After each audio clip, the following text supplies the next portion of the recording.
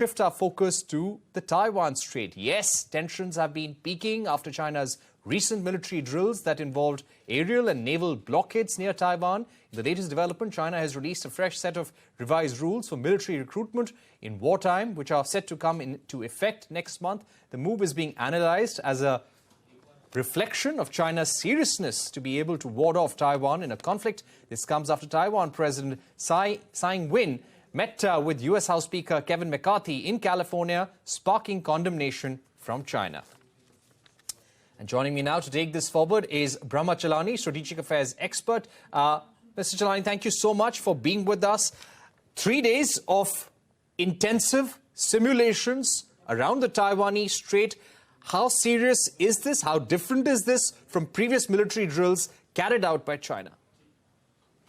The first thing to remember is that Chinese military drills are really empty shows of force. The present China-India military standoff is a consequence of how China's unusually large winter exercises on the Tibetan Plateau in early 2020 became the launchpad for China's stealthy land grabs in Ladakh. And this has triggered this continuing military confrontation between India and China. So given what China is doing against Taiwan, we should not underestimate China's designs against Taiwan. What we saw over the last 3 days was a repeat of what happened in August last year when China conducted military drills right around Taiwan. These live-fire military drills around Taiwan effectively simulate an air and sea blockade. So this really gives you an idea as to how Xi Jinping will launch his aggression against Taiwan. It will begin with an air and sea blockade of Taiwan.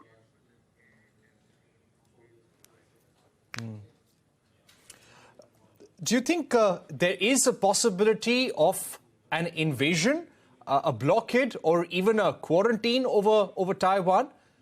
Shipping activities have been restricted. Earlier, there were some reports of China wanting to impose a no-fly zone over Taiwan. Unlike the Russian style of aggression, which is, full-fledged aggression, or the American style of aggression that we saw against Iraq or, against Libya or other places, the Chinese style of aggression, after the disastrous Chinese invasion of Vietnam in 1979, the Chinese style is incremental aggression. We've seen that in the South China Sea, how they've changed the entire map of South China Sea without firing a single shot. And we saw that in Ladakh, how they changed the territorial status quo without firing a single shot. So against Taiwan, it won't be a full-fledged aggression. It will begin with an air and sea blockade. And the drills that we have seen in recent days allowed Chinese troops to practice enforcing a quarantine around Taiwan that would result in Taiwan's gradual economic strangulation. So it will be a strategy of calibrated squeeze to force Taiwan to unify with China.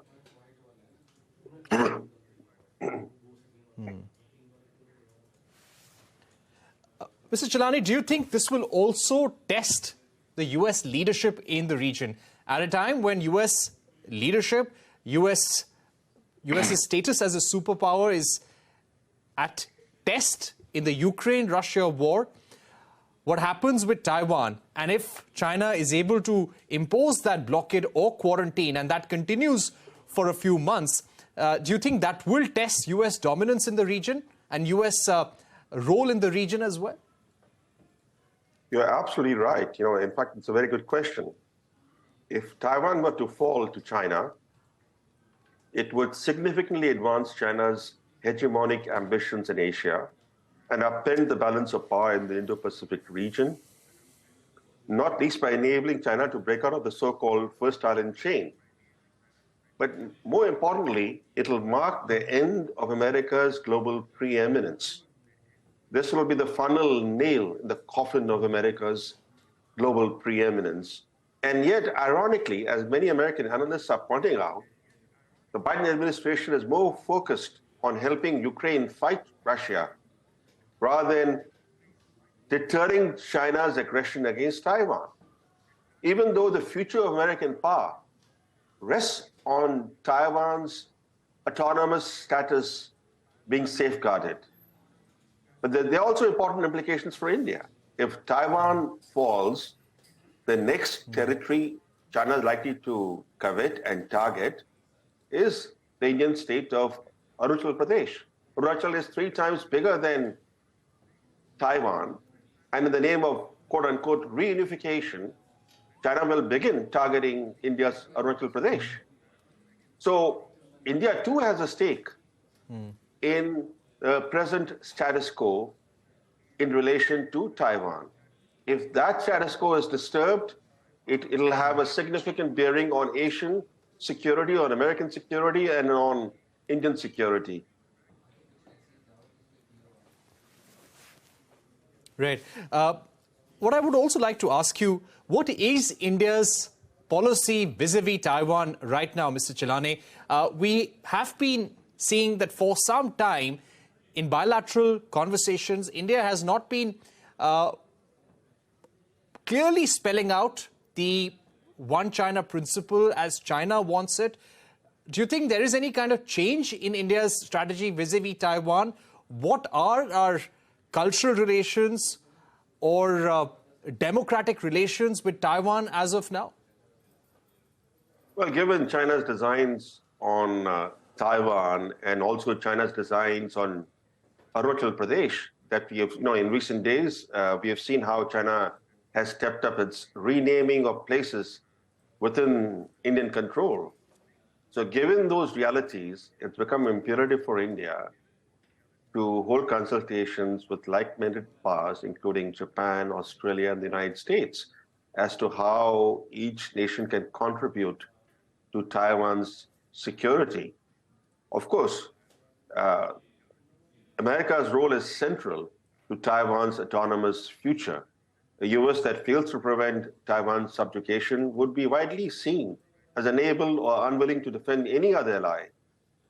So the status quo on Taiwan is more likely to be preserved if the U.S. coordinates its Taiwan defense plans with India, Japan, and Australia, including how to respond to potential Chinese moves to restrict access to Taiwan, whether physically or digitally.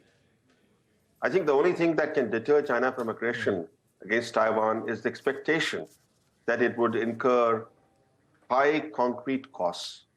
That is the only thing that can deter China.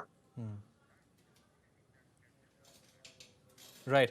My final set of questions, Mr. Chellaney. Now, as far as the situation with the drills go,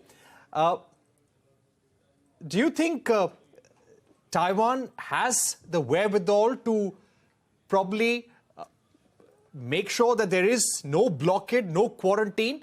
And if this blockade happens, if this quarantine happens, how different is it from a full-blown invasion? And what are the consequences?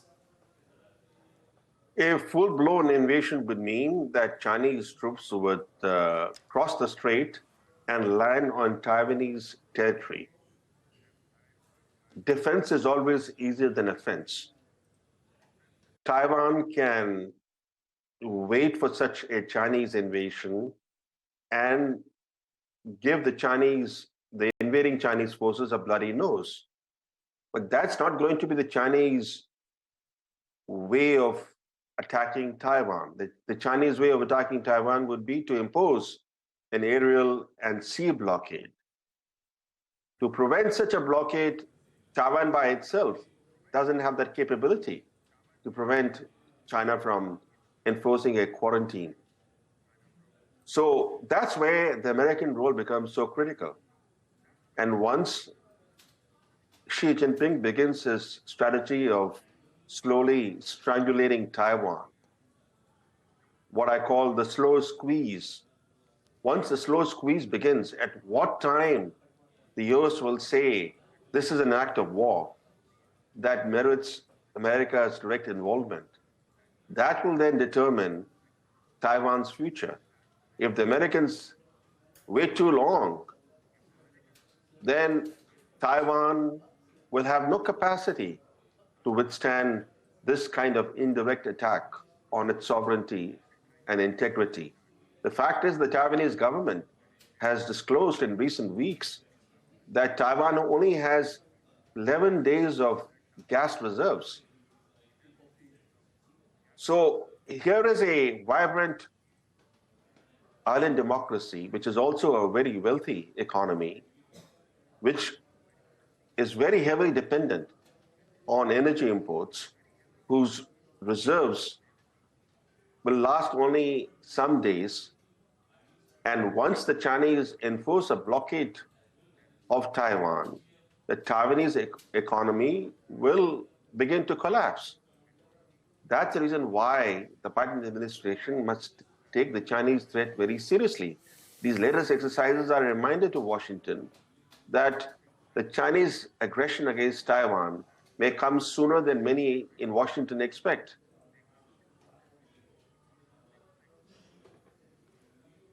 Right. Mr. Chellaney, thank you so much for joining us. It's always a pleasure to have you here on Global Eye. Clearly, what's happening between Taiwan and China is something that India needs to watch out very clearly, and a blockade or even a quarantine will have consequences if it continues for even 4 to 5 months for that matter. Thank you once again for being with us. That's a wrap on this edition of Global Eye.